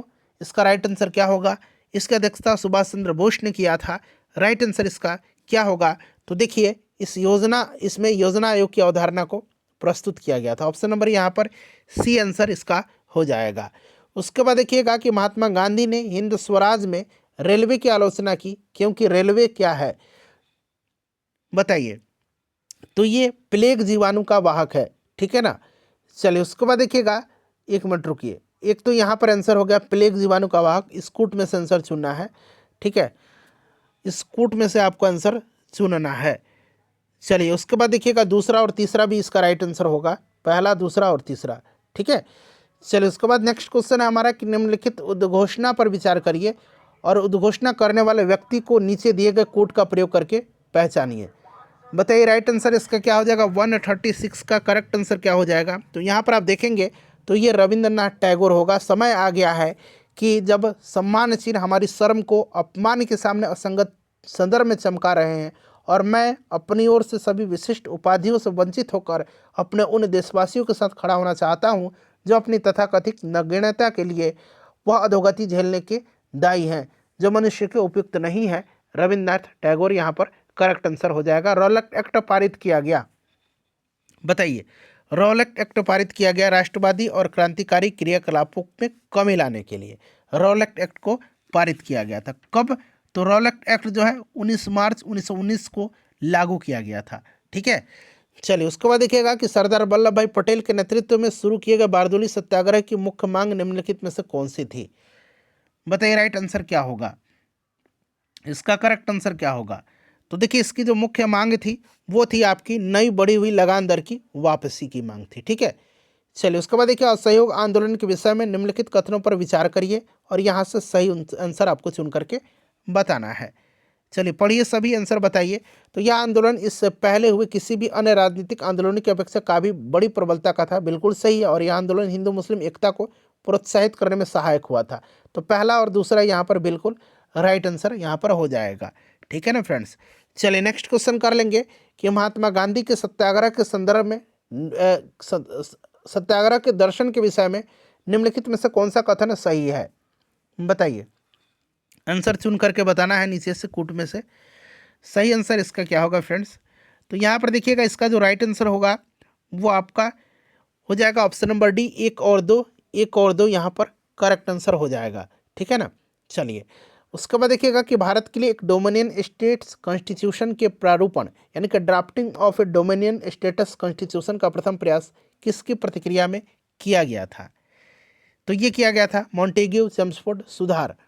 उसके बाद देखिए निम्नलिखित में से कौन सा गोलमेज सम्मेलन यानी कि राउंड टेबल कॉन्फ्रेंस 1932 ईस्वी में हुआ था? 1930, 1931 और 1932, ये क्रम से याद रखिएगा। तीसरा हुआ था, पहला 1930, दूसरा 1931, तीसरा 1932, ठीक है ना। चलिए गांधी जी के दांडी समुद्र तट पर नमक कानून का उल्लंघन किया था कब? तो 6 मार्च 1930 को दांडी पहुंच करके नमक बना करके इन्होंने नमक कानून को तोड़ा और इसके साथ ही सवर्ण आज्ञा आंदोलन स्टार्ट हो गया था, ठीक है ना, 6 अप्रैल 1930 को। इंडिया डिवाइडेड पुस्तक के लेखक कौन है? इस पुस्तक को लिखा है डॉक्टर राजेंद्र प्रसाद ने, ठीक है। निम्नलिखित में से किसने सभी तीनों गोलमेज सम्मेलनों में भाग लिया था? तो इसमें से देखिए भीमराव अंबेडकर थे। मैं एक समाजवादी और गणतंत्रवादी हूं और मुझे राजाओं और राजकुमारों में विश्वास नहीं है, यह वक्तव्य संबंधित किससे है? यह वक्तव्य संबंधित है जवाहरलाल नेहरू से। गांधी जी दक्षिण अफ्रीका में कितने वर्ष रहे थे? 1993 में 1893 में 1893 में ये गए थे, ठीक है, और 1915 में ये आए थे। तो राइट आंसर इसका क्या हो जाएगा बताइए? करेक्ट आंसर फ्रेंड्स इसका हो जाएगा 21 वर्ष रहे थे। चलिए उसके बाद नेक्स्ट क्वेश्चन है हमारा कि भारतीय राष्ट्रीय कांग्रेस के 1924 के अधिवेशन से महात्मा गांधी द्वारा एकमात्र बार अध्यक्षता किया गया, अधिवेशन कहाँ हुआ था? तो यह बेलगाम में हुआ था। चलिए उसके बाद देखिएगा कि भारत छोड़ो आंदोलन के उपरांत सी राजगोपालाचारी ने द वे आउट नामक पैम्पलेट जारी किया था। निम्नलिखित में से कौन सा एक प्रस्ताव इस पैम्पलेट में था? बताइए राइट आंसर क्या होगा? सभी ऑप्शन आपको दिख रहा है, बताइए कौन सा था इसमें से? तो फ्रेंड्स इसमें आपका था संवैधानिक गतिरोध का हल, option number D correct answer हो जाएगा, संवैधानिक गतिरोध का हल। चलो उसके बाद देखिए महात्मा गांधी निम्नलिखित में से कौन कृषि मिशन के साथ कांग्रेस का आधिकारिक वार्ताकार थे? आधिकारिक वार्ताकार कांग्रेस के कौन थे? तो पंडित जवाहरलाल नेहरू और मौलाना अबुल कलाम आजाद थे। ये VVI क्वेश्चन है, याद रखिएगा इसको। भारतीय स्वतंत्रता आंदोलन के संबंध में उषा मेहता की ख्याति क्या है? बताइए उषा मेहता। तो देखिए फ्रेंड्स भारत छोड़ो आंदोलन की वेला में गुप्त कांग्रेस रेडियो चलाने हेतु, ठीक है ना, चलिए संचालन जो है गुप्त रेडियो का इन्होंने ही किया था। वे राष्ट्रीय नेता कौन थे जो 1925 में सेंट्रल लेजिस्लेटिव असेंबली के अध्यक्ष निर्वाचित हुए थे? बताइए राइट आंसर क्या होगा? इंपॉर्टेंट है, विट्ठल भाई पटेल थे। देखिए मिलान करना है, यहाँ पर कांग्रेस अधिवेशन है और अधिवेशन का स्थल पूछा गया है डॉक्टर MA अंसारी। तो फ्रेंड्स ये आपका कहाँ पर हो जाएगा बताइए करेक्ट आंसर?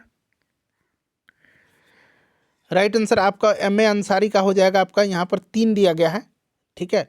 उसके बाद पुरुषोत्तम दास टंडन का आपका हो जाएगा 4, ठीक है। और यहाँ पर आपका हो जाएगा सरोजनी नायडू का कानपुर हो जाएगा ना, ठीक है, और सुभाष चंद्र बोस का हरिपुरा। तो ये मिलान है आपका 3, 4, 2 और 1। चलिए उसके बाद देखिएगा कि निम्नलिखित में से किन आंदोलनों में महिलाओं को घर की चारदीवारी से बाहर किस आंदोलन ने, ठीक है ना, निकाला? नीचे दिए गए कूट का सही आंसर चयन करना है। चलिए बताइएगा। तो फ्रेंड्स ये आपका हो जाएगा असहयोग आंदोलन और सविनय अवज्ञा आंदोलन। तो 3 और 4 राइट आंसर हो जाएगा। देखिए 1939 में कांग्रेस मंत्रिमंडल ने 7 प्रांतों में त्यागपत्र दे दिया था, क्योंकि कारण तो इसलिए दे दिया था कि उपयुक्त ABC कोई भी इसमें से सही नहीं है। ऑप्शन नंबर यहाँ पर डी राइट आंसर हो जाएगा। चलिए उसके बाद देख लीजिएगा कि निम्नलिखित में से किन दलों की स्थापना डॉक्टर भीमराव अंबेडकर ने किया था? तो all India schedule caste federation और इंडिपेंडेंट रेलडेवर पार्टी का। तो यहाँ पर 2 और 3 यहाँ पर राइट आंसर हो जाएगा, ठीक है। चलिए उसके बाद देखिएगा कि 1932 में महात्मा गांधी के मरण पर्यंत उपवास प्राधान्यता इसलिए किया, बताइए। मरण पर्यंत उपवास प्रधानता मतलब आमरण अनशन कह सकते हैं, बताइए राइट आंसर इसका क्या होगा? तो फ्रेंड्स इसका जो करेक्ट आंसर होगा वो आपका हो जाएगा रैमजे मैकडोनाल्ड के सांप्रदायिक जो पंचायत था उसी की घोषणा के विरोध में। देखिए रॉलेट एक्ट का लक्ष्य क्या था, तो बिना मुकदमा चलाए बंदी बनाना और मुकदमे की सुनवाई संक्षिप्त प्रक्रिया द्वारा। राइट आंसर इसका क्या होगा बताइए, तो ऑप्शन नंबर बी मैंने बता दिया। चलिए देखिए भारतीय राष्ट्रीय कांग्रेस का लाहौर अधिवेशन 1929 इतिहास में इसलिए बहुत प्रसिद्ध है क्योंकि पूर्ण स्वराज की मांग को पारित किया गया था। बताइए राइट आंसर इसमें से चुनिए क्या होगा। ऑप्शन यहाँ पर केवल एक राइट आंसर हो जाएगा, ठीक है ना। चलिए उसके बाद नेक्स्ट क्वेश्चन है हमारा, अगला प्रश्न है कि लोक सुरक्षा विधेयक पब्लिक सेफ्टी बिल 1928 का विरोध करते समय निम्नलिखित में से किसने कहा था कि भारतीय राष्ट्रीयता पर भारतीय राष्ट्रीय कांग्रेस पर सीधा प्रहार है, भारत की दास्ता का पहले नंबर का बिल है। बताइए। तो फ्रेंड्स ये कहा था मोतीलाल नेहरू ने। फरवरी 1928 में आयोजित सर्वदलीय सम्मेलन के अध्यक्ष निम्नलिखित में से कौन थे। राइट आंसर क्या होगा, तो फ्रेंड्स ये मोतीलाल नेहरू थे, ठीक है ना, मोतीलाल नेहरू। चलिए इनमें से देखिए किसने अप्रैल 1930 में नमक कानून तोड़ने के लिए तंजौर तट पर एक अभियान संगठित किया था। बड़ा इंपॉर्टेंट क्वेश्चन है।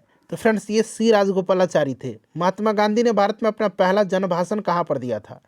पहला जनभाषण इन्होंने दिया था वाराणसी में, वाराणसी में पहला जनभाषण दिया था, ठीक है, ध्यान रखिएगा। देखिए निम्नलिखित में से किसने सत्याग्रह शब्द को गढ़ा था। सत्याग्रह शब्द को गढ़ा था महात्मा गांधी ने। दक्षिण अफ्रीका के किस रेलवे स्टेशन पर महात्मा गांधी जी को ट्रेन से फेंका गया था, तो इसका नाम है पीटर मारिट्सबर्ग। ऑप्शन नंबर यहाँ पर बी राइट आंसर हो जाएगा, ठीक है। चलिए निम्नलिखित में से किसने 1946 में कैबिनेट मिशन का नेतृत्व किया था। चलिए कैबिनेट मिशन का नेतृत्व किया था किसने, राइट आंसर हो जाएगा पैंथिक लॉरेंस, ठीक है। चलिए पैंथिक लॉरेंस, एबी अलेक्जेंडर और एक और नाम आपको बताना है, ठीक है ना, दो नाम मैंने बता दिया। चलिए इन व्यक्तियों में से कैबिनेट मिशन का सदस्य नहीं था। देखिए पैंथिक लॉरेंस, स्टेफोर्ड क्रिप्स और एबी अलेक्जेंडर। विलियम वुड इसमें नहीं था, तीनों नाम आ गया ना। 15 अगस्त 1947 को निम्नलिखित में से कौन भारतीय राष्ट्रीय कांग्रेस के अध्यक्ष था, ठीक है। तो उस समय अध्यक्ष जो थे कौन थे आज़ादी के समय, जेबी कृपलानी थे। निम्नलिखित में से कौन दांडी मार्च में महात्मा गांधी के साथ था, तो महात्मा गांधी जी के साथ इसमें कौन था, तो फ्रेंड्स इसमें आपका बेब मिलर थे। मुस्लिम लीग के निम्नलिखित में से किस अधिवेशन में एम एस जिन्ना ने अपना 14 सूत्री प्रस्ताव रखा था, तो ये रखा था आपका 1929, ठीक है ना, राइट आंसर 1929 हो जाएगा। देखिए निम्नलिखित में से किस भारतीय राष्ट्रीय कांग्रेस के अधिवेशन में जवाहरलाल नेहरू ने समाजवाद को भारत की समस्याओं को हल करने की कुंजी बताया था, तो फ्रेंड्स इन्होंने बताया था लाहौर में। और फिनिक्स बस्ती का आश्रम, फिनिक्स आश्रम की स्थापना किसने किया था, तो ये किया था महात्मा गांधी ने। पूरा गांधी युग समाप्त हो गया फ्रेंड्स। लाइक कर दीजिए, इसको शेयर कर दीजिएगा। और दक्षिण अफ्रीका में ये फिनिक्स आश्रम का इन्होंने स्थापना किया।